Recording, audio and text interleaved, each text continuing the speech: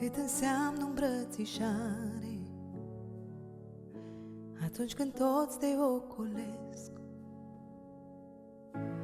cât înseamnă o mustrare când toți îți spun că ești perfect,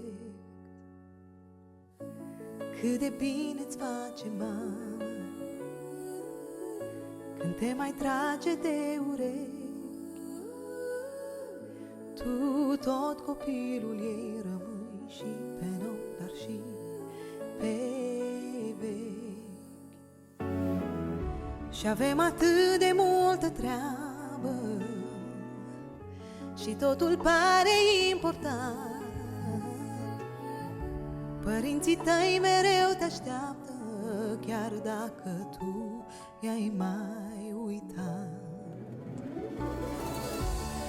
Mi-e dor de tine, tată, vreau să ne vedem mai des,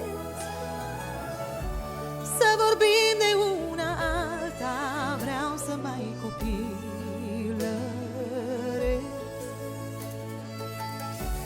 N-am vorbit de mult cu mama,